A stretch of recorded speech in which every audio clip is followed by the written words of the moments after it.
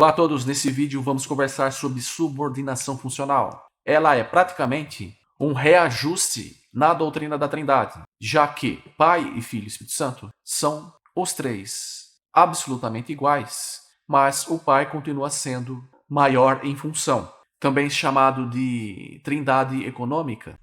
Nisto consiste Deus, Pai, Filho e Espírito Santo. Aspecto, portanto, da trindade ontológica. Os três são iguais, infinitamente plenos, perfeitos em todos os seus atributos. Acerca da trindade econômica, entretanto, cada um tem uma função. Pai tem a função de planejar, o Filho de executar e o Espírito Santo de conservar. Nós conseguimos enxergar isso na criação, bem como também na salvação. Portanto, existe a trindade ontológica e a trindade econômica. Trinitários de exemplo para subordinação funcional, a relação entre homem e mulher, de 1 Coríntios 11:3 diz: Mas quero que saibam que o cabeça de todo homem é o Cristo, e a cabeça da mulher é o homem. A mulher é o mesmo humano que o marido. São dois humanos ou duas pessoas no mesmo humano? A resposta é óbvia. São literalmente dois humanos distintos e ontologicamente separados. Mesmo em arranjos de uma suposta submissão funcional, tal submissão somente existe porque há uma separação ontológica entre as pessoas.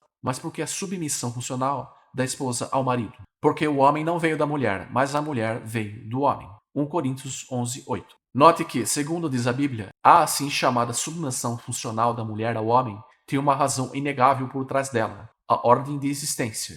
Assim sendo, a mulher no casamento somente é submissa ao homem porque ela foi feita à imagem do homem. Existe não apenas uma distinção ontológica entre os dois, diga-se de nota, dois humanos distintos, mas também há uma razão, a separação temporal. O homem veio antes da mulher, a mulher foi feita à imagem do homem, mas o homem não foi feito à imagem da mulher. 1 Coríntios 11:3 também diz: Deus é o cabeça de Cristo. Analisando 1 Coríntios 11:3 sobre a funcionalidade da Trindade. Se Deus é a Trindade, a cabeça de Jesus é a Trindade. E diz: o cabeça da mulher é o homem e o cabeça do Cristo é Deus. Aqui na Bíblia, tradução do Novo Mundo, na nota, cita 1 Coríntios 15, 27 e 28. No versículo 28 diz: No entanto, quando todas as coisas lhe tiverem sido sujeitas, então o próprio Filho também se sujeitará àquele que lhe sujeitou todas as coisas, para que Deus seja todas as coisas para com todos. Então nós vemos o Filho de Deus entregando toda a criação na mão de Deus. Qual a conclusão? É que Deus e Jesus são dois seres separados. Se o Pai e o Filho são pessoas da Trindade, o Filho não se sujeitaria a Deus, mas ao Pai. Quando Jesus chama Deus de seu Deus, isso é mais do que natural, porque Cristo, na sua condição humana, Mas, depois de Jesus morrer e ressuscitar, ele foi para o céu em condição humana, ou seja, na sua carne. 1 Pedro 3,18 diz que, morto sim na carne, mas vivificado no espírito. Jesus já não era mais um ser em condição humana, mas ele voltou a ser um espírito. E Apocalipse 13,12 diz que Jesus chamou Deus de meu Deus no céu em condição espiritual 4 vezes em Apocalipse 3,12, dizendo: meu Deus, meu Deus, meu Deus, meu Deus. Ele se subordinou à divindade. As pessoas precisam entender uma coisa: a divindade, as pessoas da divindade possuem funções diferentes no plano de salvação. Então, na encarnação, Cristo tem uma subordinação funcional, de função, em relação a Deus o Pai. Então ele chama Deus de Pai e de Deus. Aqui começa a acontecer sérios problemas. Se Deus está condicionado à subordinação funcional e o Pai e o Filho são o mesmo Deus, e Jesus está numa condição funcional debaixo do poder do seu Pai, e Jesus também é Deus, isso já mostra que não existe lógica nessa subordinação, porque em Jó 36:23, aqui na tradução na linguagem de hoje, diz: ninguém pode dar ordens a Deus. E isso praticamente anula essa condição funcional, porque o Filho de Deus, sendo Deus, estaria recebendo ordens, mas ninguém pode dar ordens a Deus. Colossenses 2,9 é um texto tão claro que diz que em Cristo, diz aqui o texto, vou ler para você: porquanto nele habita corporalmente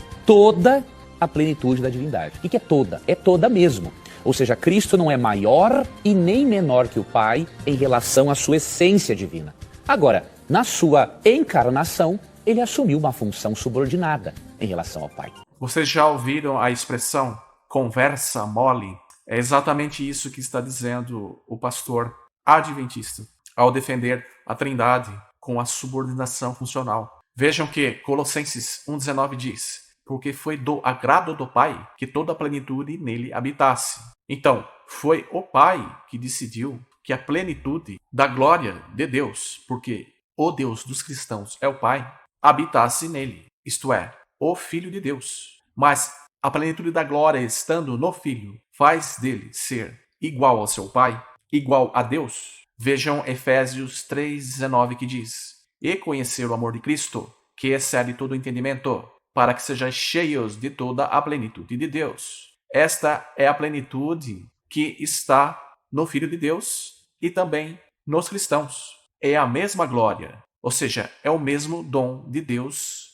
que é o Pai. Agora eu faço a seguinte pergunta: são os cristãos parte de uma substância divina, sendo todos eles Deus, como o Pai é Deus, como o Filho é Deus? Esta regra também deveria valer com relação aos cristãos ungidos, porque eles também fazem parte dessa plenitude da glória de Deus. Nem a mais, nem a menos. Isto caracteriza a palavra plenitude. Não está dizendo aqui mais ou menos a glória de Deus, mas plenamente. Agora, tem um detalhe interessante. Se o fato de Jesus chamar Deus de Deus, o Pai de Deus, diminui a divindade de Cristo, então você vai ter que concluir que o Pai também é um Deus menor. Sabe por quê? Deus o Pai um dia também chamou a Jesus de Deus. Olha o que diz aqui Hebreus 1:8. Mas acerca do Filho, o teu trono, ó Deus, é para todo o sempre. Ou seja, assim como Cristo chamou o Pai de Deus, Deus o Pai também chamou a Jesus de Deus. Então, como é desenvolvida esta crença? O Christopher vai explicar e diz assim: é só um modo de se referir a uma pessoa da Trindade. Como eles são iguais em essência, o Pai e o Filho, mas subordinados em função, Jesus utiliza essa linguagem com o Deus Pai. Olha o que o Deus Pai fala sobre o Deus Homem Jesus. Mas acerca do Filho, o teu trono, ó Deus, é para todo sempre. E cedro de equidade e cedro do seu reino. Amaste a justiça e odiaste a iniquidade. Por isso Deus, o teu Deus, te ungiu com hora de alegria como a nenhum dos teus companheiros. Hebreus 1:8-9. Ele diz: viu só? Um modo do Pai se referir ao Filho. Não tem contradição. O próprio Pai fala que o Filho Jesus é Deus. O que o Sr. Christopher está tentando dizer é que o Pai aprovou o Filho, dizendo para ele, ó Deus, tornando o Filho o mesmo Deus que o Pai é. Então, o Filho e o Pai são o mesmo Deus. A Bíblia King James atualizada diz assim, Hebreus 1:8. Entretanto, a respeito do Filho, revela: o teu trono, ó Deus, subsiste por toda a eternidade, o cedro do teu reino é bastão da justiça. A Bíblia israelita traduz assim: Elohim é o seu trono pelos séculos dos séculos, cetro de equidade e o cetro do seu reino. Podemos ver que a Bíblia israelita não tem a expressão ó Deus, mas diz que Elohim, ou seja, Deus, é o trono do Messias pelos séculos dos séculos. A grafia ó Deus está errada. Paulo faz uma citação do Salmo 45:6, dirigido a um rei humano, talvez Salomão. Fica muito claro uma mudança de ordem das palavras para tornar Jesus Cristo o Deus Supremo. Mas suponhamos que fosse como está em Hebreus na King James atualizada. Não haveria nenhum problema nenhum Jesus ser chamado de Deus por Jeová, se até mesmo Moisés, que era imperfeito, foi chamado de Deus, em Gênesis 7:1. Mas Jeová não o chama de meu Deus ou meus deuses. Em nenhum lugar das Escrituras Sagradas vocês verão Deus chamando outra pessoa de meu Deus, com um pronome possessivo. Hebreus 1:8, usado pelos trinitários para dizer que o Filho é Deus igual ao Pai, é uma citação direta do Salmo 45:6. E vejam que a Bíblia Pastoral Católica e a Bíblia A Mensagem da Bíblia traduzem esse texto da forma como deve ser lido nas Escrituras. A Pastoral diz: seu trono é de Deus e permanece para sempre. E a Bíblia, a Mensagem da Bíblia diz: seu trono é o trono de Deus para sempre e sempre. Isso significa que, ó Deus, é uma leitura errada. A nota da Bíblia de Estudo Almeida a nota do Salmo 45:6. Diz: Salmo real, mas diferente dos demais, porque não é uma oração dirigida a Deus, mas um poema em honra ao rei. Foi composto para as bodas de um monarca israelita com uma princesa da cidade fenícia de Tiro. Mas o belo elogio ao rei logo fez com que todo o poema se aplicasse ao Messias. Os primeiros cristãos interpretaram esse salmo nesse sentido messiânico. Daí, o tradutor cita o texto de Hebreus 1, 8, 9. Então vemos que não é uma oração, não é um louvor, uma reza, uma atitude de adoração, mas um poema ao rei. O rei que é um homem, provavelmente Salomão. E esse texto foi aplicado ao Messias Jesus Cristo. Se, ó Deus, não é o mesmo Deus que é o Deus Todo-Poderoso, qual é a função desse Deus? A sua função é ser igual ao Deus ou ser um ser divino do Deus dele? Hebreus 1:8, na Bíblia Versão Israelita Nazarena, da editora O Candelabro da Luz, uma Bíblia em espanhol. Hebreus 1:8, do Filho diz: Teu trono poderoso permanece para sempre. E Hebreus 1:9, por isso te ungiu Elohim, o seu poderoso. E Hebreus 1:10 diz: E tu, tetagrama, ou Iavé, ou Jeová, no princípio fundaste a terra. Então, aqui está muito bem explicado que, ó Deus é o Todo-Poderoso. Não, porque Deus não pode ser ungido por ninguém. Então vemos que, ó Deus, tem por trono Deus, que é o Deus Todo-Poderoso, e ele é a fonte de poder para o Deus que governa debaixo do Deus Todo-Poderoso. Como criam os primeiros cristãos sobre a divindade do Messias Salvador enviado por Deus? O livro A Busca da Doutrina Cristã sobre Deus, de Hanson, na página 64, diz: Não há teólogo na Igreja Oriental ou Ocidental antes da erupção, no quarto século, da controvérsia ariana, que, de algum modo, não considere o Filho subordinado ao Pai. Então, o que Sir Hanson está dizendo é que praticamente todos os pais da Igreja, ou considerados guardiões do Evangelho, praticamente todos acreditavam que o Filho era um ser divino subordinado ao Pai e Deus dele. Mas, Fernando, isto pode ser provado? Sim. Hebreus 1:8 revela um rei divino governando debaixo do Deus soberano. Em Justino, o mártir, diálogo com Trifão, o judeu, capítulo 56:4 diz: Mas disseram que as palavras citadas nada tinham a ver com a demonstração de que existe outro Deus ou Senhor. Eu, Justino, repliquei: Uma vez que conheceis essas escrituras, tentarei persuadir-vos que, de fato, aqui se chama Deus e Senhor, há outro que está submetido ao Criador do universo, e que ele é também chamado anjo ou mensageiro. Desta maneira, Justino, na defesa dos primeiros cristãos, explicou que o Senhor deles, o Messias enviado à Terra como Salvador, também ele é um Deus. Aqui eu tenho a tradução do Centro Bíblico Católico, editora Ave Maria. Na nota de Apocalipse 1:13 diz: Filho do homem, ele, Jesus, resplandece como um Deus.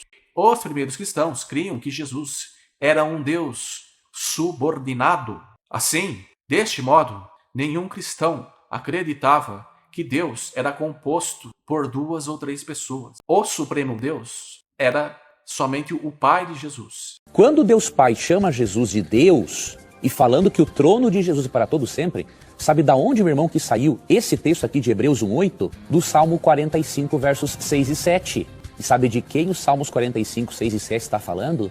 De Yahvé, do Deus do Antigo Testamento, do Deus cujo nome é formado pelo tetragrama sagrado, e que a doutrina da Trindade está totalmente reafirmada à luz das Escrituras. Eu fico muito triste de ver um pastor trinitário mentindo para um grande público, dizendo que no Salmo 45:6 se encontra o tetragrama para fundamentar a Trindade. No texto hebraico, a palavra ali ela é Elohim, não é o tetragrama, é a palavra para Deus. No site shabbat.org, a Bíblia Shabbat, no Salmo 45, versículos de 6 a 8, diz que o Salmo é dedicado ao rei, um rei humano, e que esse rei tem um trono que é estabelecido por Deus e é eterno. Este Salmo, que é aplicado a Jesus Cristo em Hebreus 1:8, diz que o Eterno, que é Deus, é teu Deus, é o Deus dele, e que ungiu ele. E o pastor mentiu quando disse que o ungido, que é Deus, é o Deus do tetragrama. Mas isso não é verdade.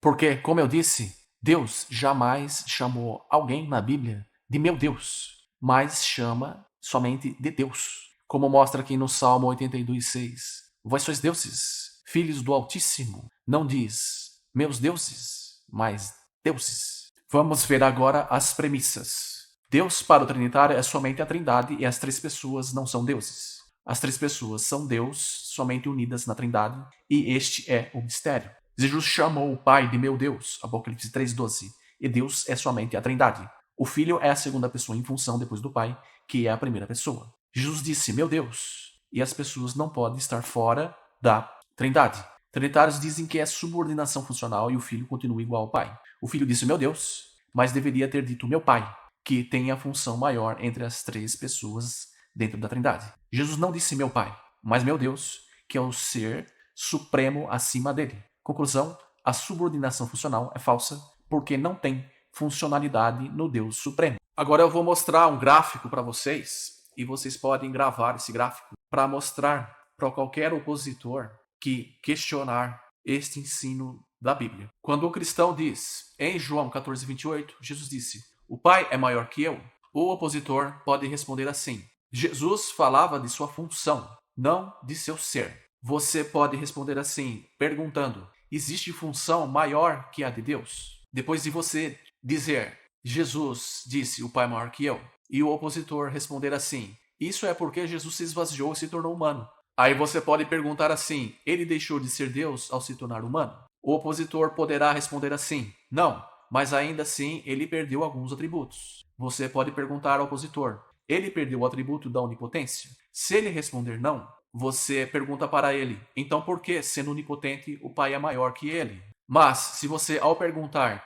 ele perdeu o atributo da onipotência ao se tornar humano? Se o opositor responder sim, você pode dizer para ele, o ser onipotente não pode deixar de ser onipotente. Agora, se você responder, Jesus disse, o Pai é maior que eu, o opositor poderá dizer, isso é porque Jesus se esvaziou e se tornou humano. Aí você vai perguntar, ele deixou de ser Deus ao se tornar humano? O opositor vai responder, não, ele continuou sendo plenamente Deus. Você poderá responder, ninguém é maior que o Deus Supremo.